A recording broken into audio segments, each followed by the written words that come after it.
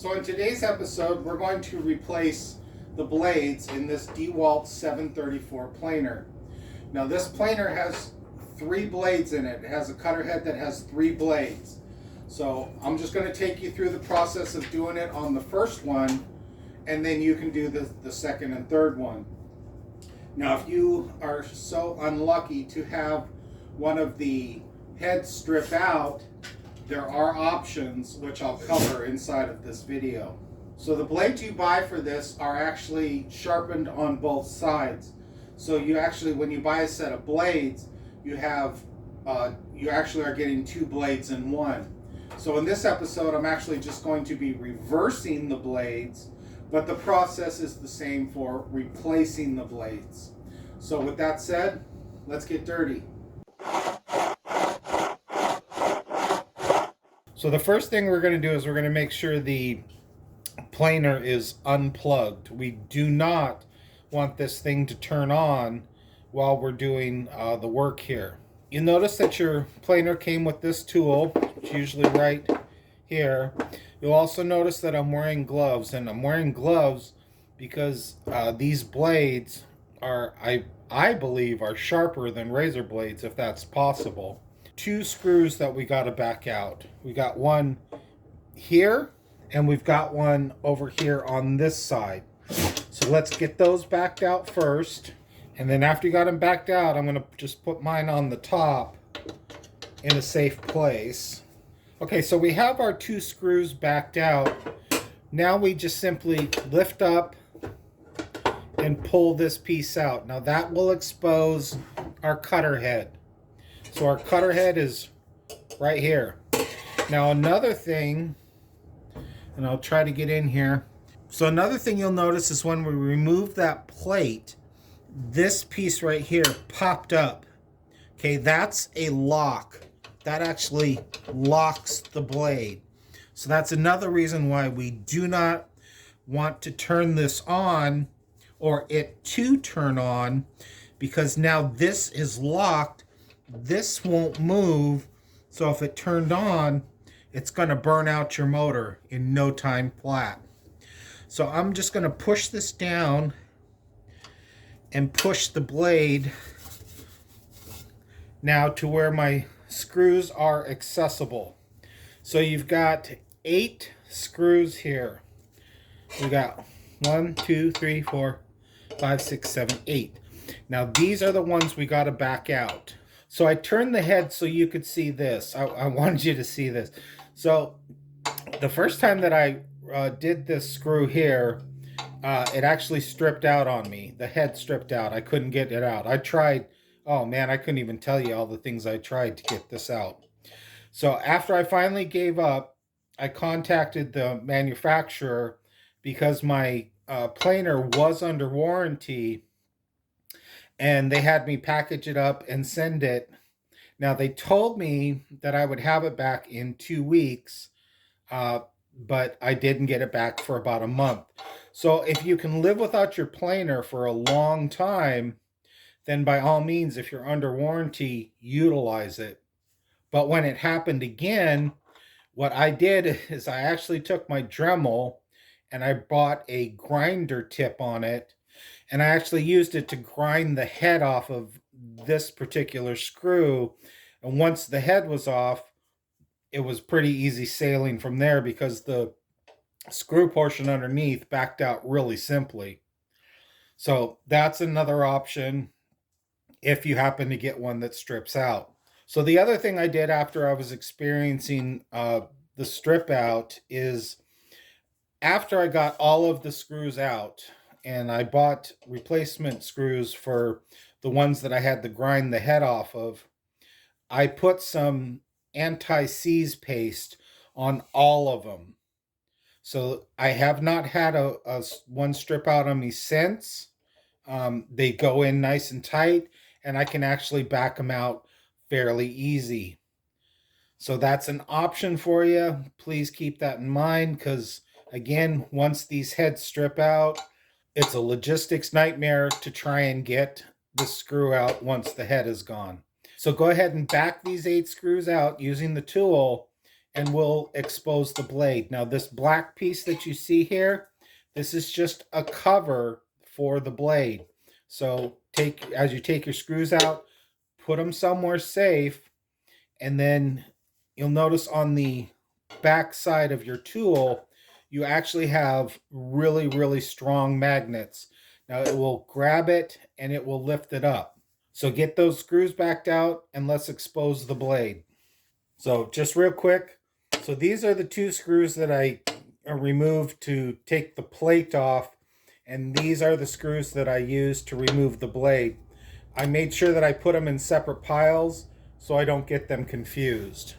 So now that we have the blade exposed, you'll notice that actually when you buy these blades, they are sharpened on both sides.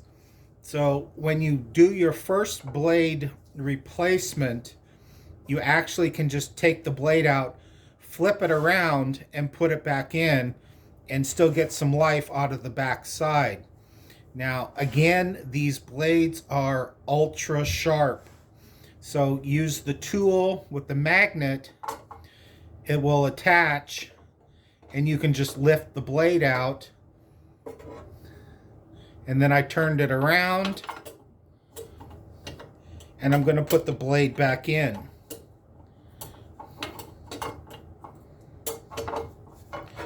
Now there are two nipples to align your blade. There's one right here, and then there's one right here. Make sure before you put your cover back on that you have the blade seated properly into those two nipples. So the next thing I'm going to do, this is a Sharpie paint pen. So I'm just going to put a black line right there. Now that tells me that I just rotated my blades. So when I go for my next blade replacement, I actually have to get new blades. Now I can put the blade cover back on. And again, it'll sit properly. Make sure that it is seated. And now we can put our screws back in. So I'm just going to put this one in right here, and then I'm going to put this one in right here. Now if you haven't done so already, now is the time you want to put anti-seize paste on every one of your screws that you're putting in. That'll make them way easier to back out. They won't strip out on you. You can get anti-seize paint. You can order it online, or you can just go down to your automotive parts store, and they have it in stock almost always. So I'm going to put the rest of the screws in hand tight, and then I'm going to tighten them with the tool. All right, so I've just got my screws in by hand right now. Everything is aligned. It looks good. So now I can go ahead and buckle it down with the tool itself. You want to get them nice and tight. Don't over tighten them. And when you tighten these, make sure that you go all the way down. And when you come back, just kind of hit each one again. So kind of like when you're replacing a tire, how you put the lugs on, and then you go around and tighten them again, just to make sure that when you tightened this one, it didn't loosen this one a little bit. So go all the way down, and then just kind of hit each one again from start to finish. All right, so I've got all of these screws tightened down. I went back and I did each one again just to be sure. I even did it kind of a third time just to triple check my work. So this blade is done. Pull the safety. Now I'm going to pull the safety latch and rotate to the next blade. This is a 3-blade cutter head. So I've got to do that 2 more times. I'm going to knock that out, and then we'll put the cover back on. Really important step when you're putting the cover back on. So I want to make sure you get that. So I have all the blades replaced. I'm ready to put the cover back on. So the part that I wanted to show you is that we have to make sure when we put the cover on that it catches this lock and pushes it down. If that lock is up, when we put the cover on and we turn it on, we're going to burn out the motor. So we're going to put the cover on. We're going to push the lock down and make sure that the cover catches the lock. Okay, so there we go. The cover has possession of the lock and it is down. So if we were putting it together and it looked like that, if you can see the lock popped up, we're going to be in trouble. So again, I'm going to push the lock down. Okay, so the cover has the lock in the down position. So now I can put these two screws back in, and I'll just hand tighten them for now. Okay, so I have the two screws hand tightened. Remember, there's one here and there's one here. So now I'm going to use the tool and tighten them down the rest of the way. And I'm going to double check and triple check that while I'm doing that, that lock did not pop up over there. All right, so the cover's back in place. I tightened the two screws and I double check, triple check, quadruple check. That lock did not pop up. So this blade replacement is a success and we can move on. So we have the blades replaced in this Dewalt 734. I hope you enjoyed this video. If you did, please like, subscribe, hit the bell icon to be notified of new episodes as they become available.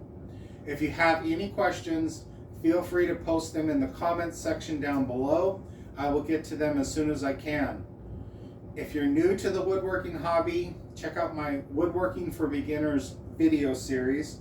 It's a 12-part series, step-by-step instructions. It'll get you up and running as a woodworker in no time. If you'd like to support my channel, I'll put a link in the description to make a donation. Also, feel free to share me on your social media pages. That's a big help too. So until next time, keep it safe.